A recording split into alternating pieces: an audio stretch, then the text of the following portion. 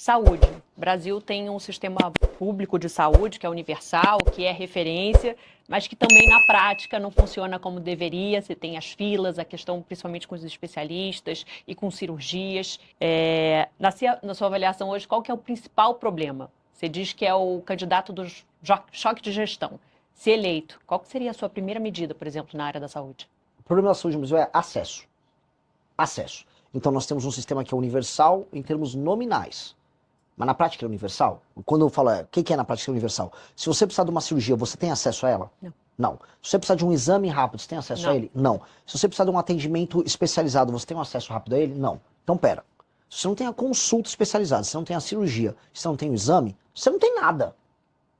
E esse é o problema. Nós temos que trabalhar para que o sistema seja de fato universal. Você tem muitas decisões políticas que são tomadas sobre a instalação de policlínicas, que são as clínicas para várias áreas para você fazer os exames, hospitais em regiões erradas, por conta de influência de um deputado que tem uma emenda e joga aqui e ali. Você tem que ter um modelo que se chama Hub and Spoke, que tem os hubs. Então, por exemplo, uma determinada cidade polo, vamos dar um exemplo, um Caruaru, que é no meio ali do Agreste. Essa se torna uma cidade polo. Então você tem os hospitais maiores, você tem algumas policlínicas, aí você tem as UPAs, UBSs ao redor das cidades menores fazendo aquele primeiro atendimento, e aí você consegue implementar a lógica do SUS. Então você tem que resolver isso. Você tem que mudar a fila, porque a fila é a morte do acesso, e a fila no Brasil ela segue critérios dos mais imbecis possíveis. Por exemplo, você tá com um câncer super agressivo, você precisa fazer um exame. Eu preciso fazer um exame de rotina. Você fica na fila atrás de mim. E aí, às vezes, para mim passar na fila, você tem que falar com política, que acontece no interior do Brasil. Seu contato é o vereador amigo, é o deputado amigo. Isto mata o princípio da impessoalidade no serviço público. A regra tem que ser gravidade, porque aí você já direciona as pessoas de acordo com a gravidade no fluxo. Então, aquilo que é mais grave já direciona mais grave. Você tem que ter o teleatendimento, que vai permitir que as pessoas... Porque pensa assim, nesse instante deve ter um médico parado lá no Rio Grande do Sul. E nesse instante aqui em São Paulo tem um monte de gente numa fila para um exame de, sei lá, cardiologista. Se você tem um aplicativo centralizando isso, você marca uma consulta com qualquer médico ao redor do Brasil. Por aqui, por telemedicina, por teleatendimento. Então quando você faz uma política com a estratégia de saúde da família, acompanhando as pessoas, e paralelamente você marca as consultas por teleatendimento com médicos ao redor do Brasil, esse erro, vamos dizer, de uma hora tem indisponibilidade, em alguns lugares tem muita disponibilidade, começa a ser equilibrado via teleatendimento. A gente começa a recalibrar o sistema para você diminuir a fila nas consultas. Isso tem um efeito enorme. E aí, para mim, o que vem a ser a joia da coroa, o uso de inteligência artificial e o uso de machine learning via prontuário único. Nós vamos lançar uma coisa que vai chamar o Pronto, que é o prontuário único de todos os atendimentos que a pessoa teve. Com esse prontuário único, ou seja, a pessoa foi atendida num posto de saúde, foi num BS, fez um exame, fica a base de dados dele toda lá. Esta base de dados, ela é revisitada regularmente por inteligência artificial, que vai pegar os padrões no atendimento e avisar, olha, essa pessoa aqui, ela tem uma alta probabilidade de desenvolver diabetes.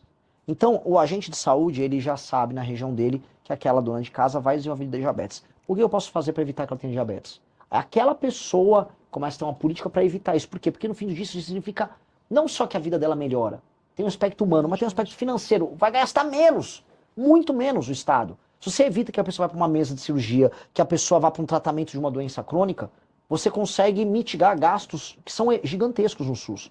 Então, o que a inteligência artificial vai fazer é colossal. Você já pensou em remanejamento de estoques? Por exemplo, olha, eu vou precisar de determinados estoques para malária, remédio para malária mais na região norte. Nessa aqui está tendo um surto, então tem que ter estoques para cá, tem que ter estoque para lá. Você remaneja estoques de medicamentos, médicos, fluxo de envio de técnicos para determinadas regiões. Então você consegue fazer com que o sistema opere melhor, atenda melhor determinados gargalos. O que a gente vai economizar dinheiro, melhor de atendimento com essa medida, assim, é uma revolução. A grande revolução técnica de gestão do nosso governo é uma revolução na saúde.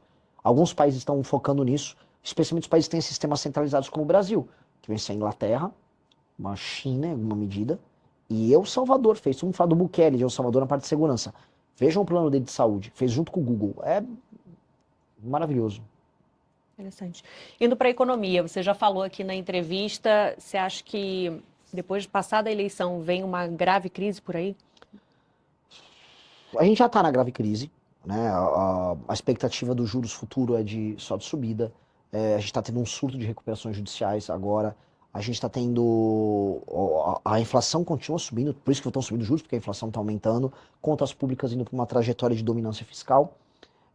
Naturalmente, eu ganhando a eleição, dado que eu já tenho um plano econômico muito agressivo para resolver a questão fiscal no Brasil, você muda o clima do mercado, mas o mercado, né, e os investidores nacionais e internacionais vão querer ver ações concretas. E quais são essas ações concretas? Essa reforma fiscal poderosa que vai colocar déficit nominal zero no Brasil.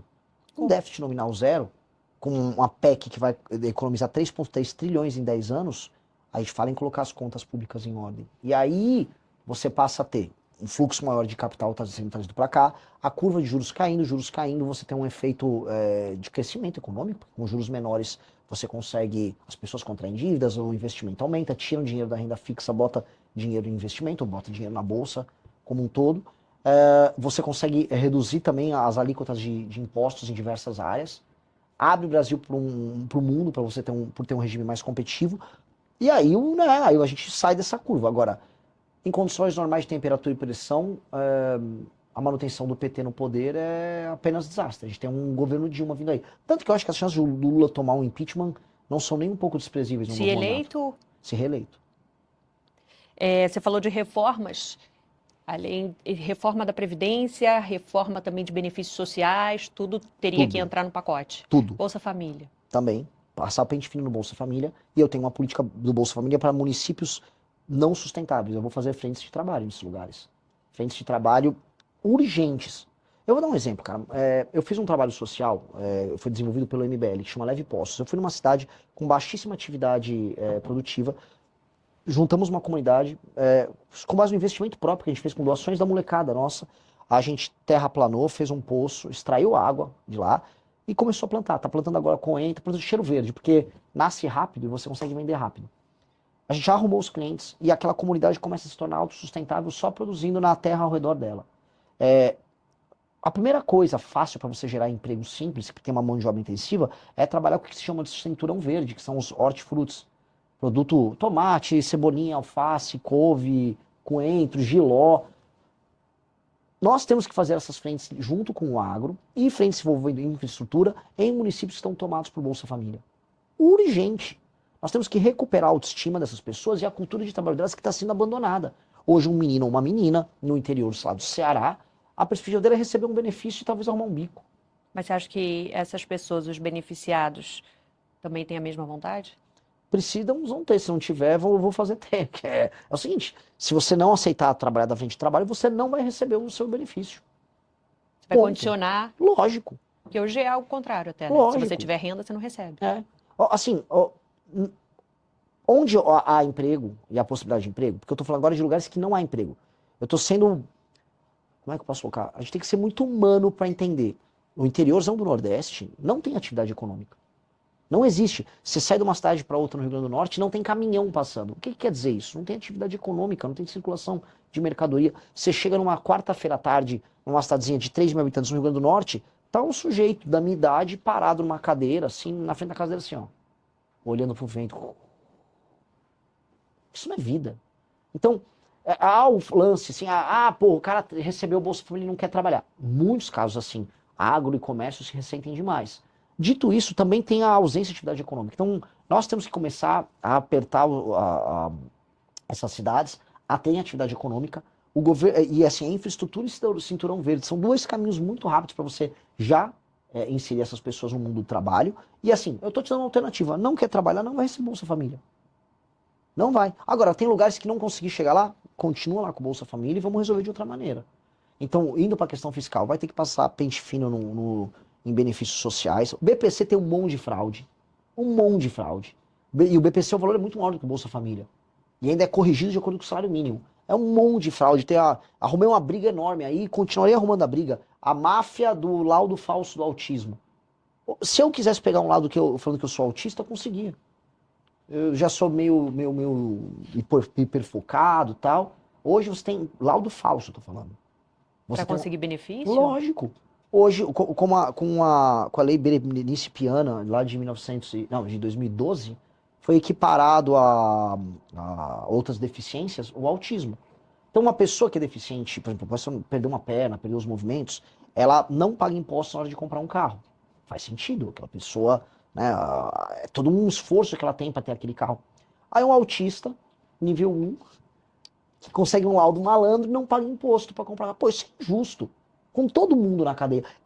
A começar pela pessoa que tem uma deficiência e fica na fila para conseguir o benefício que ela merece, porque uma pessoa, conseguiu um laudo do autismo, aí põe aquele colarzinho, fica se fingindo de deficiente para obter benefício. Não tô falando que todo autista faz isso. Tem pessoas que são autistas que eventualmente precisam do benefício. Agora, tem milhares e milhares de malandros que estão pegando o benefício. Você estabelecer critérios ou Óbvio. gravidade. Vou passar o pente fino. Assim, se a pessoa ela não está inviabilizada, isso significa que ela precisa de suporte de outras pessoas para poder fazer as suas atividades básicas, ela não vai receber benefício. Não vai. Eu sou meio tímido. Tem uns influenciadores, eu juro pra você, eu dá raiva. Porque tem uns influenciadores, assim, famosos. Tem um menino, o Yuji, um japonesinho. Eu sou autista nível 1. Calma aí, cara. Você é um autor, apresentador de TV, ganha bem pra caramba e não quer pagar imposto? Toma banho, cara, sabe? Vamos parar com essa... Isso é tiração de sarro com as pessoas. Isso é tiração de sarro com autistas que precisam, com mães de autista que, a vida dela é um inferno. Essa pessoa precisa de um benefício que ela não consegue trabalhar para sustentar. Então, a mãe do autista real precisa, o malandro não. Isso dá uma raiva. Porque são, assim, o brasileiro encontra brechas para fazer a malandragem dele. E isso está custando muitos bilhões. Isso é só um pedacinho das fraudes. E os penduricalhos, os supersalários, o alto funcionalismo. E as renúncias fiscais de empresas que não precisam. E vamos botar aqui os reajustes automáticos e a falta de incentivo no serviço público para que as pessoas tenham desempenho. A gente vai reformar tudo isso. Isso você acha que você consegue aprovar? Preciso aprovar. Essa é a primeira coisa que eu preciso aprovar. A reforma fiscal. Isso é a primeira coisa. Assim, aí, cara, se eu ganhei a eleição, eu acumulei capital político. Eu vou gastar meu capital político fazendo isso. Vamos lá, agora outra também medida que você anuncia que deve dar um trabalho para gastar também boa parte do capital político que ainda sobrar, a reforma do Estado. Você falou das questões dos municípios e você tem falado muito sobre a proposta de fundir municípios. O Brasil tem 5.570 municípios. Seria o que? Quase metade, tem menos de 10 mil habitantes, um pouco menos da metade. A maior parte dos municípios brasileiros, eles têm um status de ente federativo e não cumpre o básico, que é ser minimamente sustentável do ponto de vista econômico. Eu não vou cometer injustiças. Por exemplo, eu conversei com alguns prefeitos do Rio Grande do Sul que falaram, meu município tem 5 mil habitantes, Renan. Mas assim, se a arrecadação ficasse no meu município teria dinheiro para tudo, porque é um município de cooperativas do agro, só que por conta da Lei Candir, que faz com que não haja tributação sobre o exportado, esses municípios ele não têm arrecadação. Agora a população trabalha. Eu falei, seu município é um município, ele tem que continuar existindo. Agora, um município sem atividade econômica, o que é diferente é a arrecadação, por que ele é um município? Por que o Estado do Brasil tem que sustentar um prefeito, 9 vereadores no mínimo, um monte de secretário que não faz P nenhuma, e bancar tudo aquilo para eles fingir que tem uma bandeira e tem uma eleição, que ele compra o voto das pessoas e emprega metade da população na máquina pública? Não. Não. E aí, vão ser de duas maneiras. Eu vou tentar estabelecer o critério e fazer a fusão. Se eu não conseguir, eu vou fazer o que o Japão fez, a Itália está fazendo, que é assim, olha, se você não se adequar, tá, você vai perder o status de município. Então a gente dá um prazo para ele se adequar, aumentar a atividade econômica e se tornar autossustentável. E se você se fundir com o seu município vizinho, ambos os municípios vão receber uma injeção de investimento. Então eu crio sistemas de incentivo para que a fusão ocorra. Porque o que aconteceu dos anos 90 para cá foi que houve um incentivo muito grande, porque era muito fácil abrir município. Então, em geral, grupos políticos menores dentro de uma cidade falavam, cara, é mais fácil eu ganhar eleição na cidade ou eu separar essa área que eu sou dominante? Então, vários vereadores e suas famílias dividiam as cidades e criavam a cidade deles. Eles viraram um próprio senhor feudal ali. A gente tem que reunificar essas cidades. Tem que fazer cair para menos de 3 mil cidades no Brasil. Isso vai ter um efeito administrativo colossal. Melhoria nos serviços públicos. Isso vem acompanhado da grande revolução política que vai fazer, se tudo der certo, ser lembrado nos livros de história como o maior presidente que o Brasil já teve, que é a Lei de Responsabilidade Gerencial, que é estabelecer indicadores de desempenho para os municípios e depois para os governos estaduais. E vai funcionar assim. o município, o prefeito já assume com as metas. Olha, aqui o IDEB nas escolas é tanto, o SAEB é tanto, vocês estão abaixo da média aqui, não tem saneamento básico, a mancha de crimes urbana está alta nessa região aqui na cidade, a fila nas UPAs está em tal grau aqui nessa métrica, o PIB da cidade, a atividade econômica é mínima. Você tem que subir isso para isso, Se você sobe, você ganha pontos. Todas as emendas são condicionadas a você entregar essas metas e vai ter um comissário do governo federal acompanhando a implementação dessas metas e acompanhando o pagamento. O dinheiro não está vindo do governo federal? É o que manda, via o Fundo de Participação dos Municípios. Então eu vou ter um controller do governo federal do lado do prefeito. Se ele não estiver gastando direito, a gente interfere na gestão pública daquele município. Se o prefeito não entregar o básico dos indicadores, ele perde direitos políticos e não concorre por 8 anos. Agora, e se ele entregar?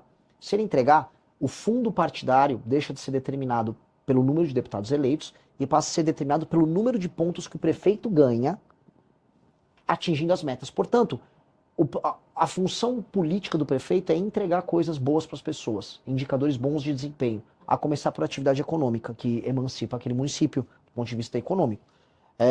Aí não vai ser popularidade, porque o prefeito ele vive de comprar a voz das pessoas e de fazer um show do Wesley Safadão ou dessas outras porcarias que as pessoas gostam pra ganhar voto da população. É isso que os caras fazem. O circuito de shows que tem nos municípios pequenos. Agora no Nordeste começou o São João.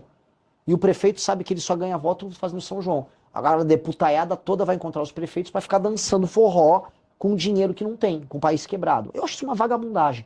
Então, quer fazer seu show do Wesley Safadão? Bate as metas. Então a gente vai criar um sistema de incentivo para o prefeito que bate meta crescer, para o partido político se remunerar só pelas entregas dos prefeitos e, paralelamente, punir os maus prefeitos. Essa revolução é uma revolução que vai fazer com que de baixo para cima a administração pública melhore. Melhorando de baixo para cima, melhora a qualidade da representação em Brasília. Melhorando a representação em Brasília, melhora o debate público. Melhora o debate público, melhora o país. Agora, a implementação disso é difícil. A questão da fundição dos municípios... A fusão é mais difícil. A fusão, você já teve a proposta anterior com o presidente Bolsonaro em 2019, a PEC do Pacto Federativo? Ele nunca andou. E ele tinha uma das maiores bases, se não a maior base ali na Câmara. Não conseguiu avançar. Nunca andou, nunca quis, nunca teve vontade. O que irrita no Bolsonaro é que, assim, ele ganha uma eleição e ele não sabia o que fazer.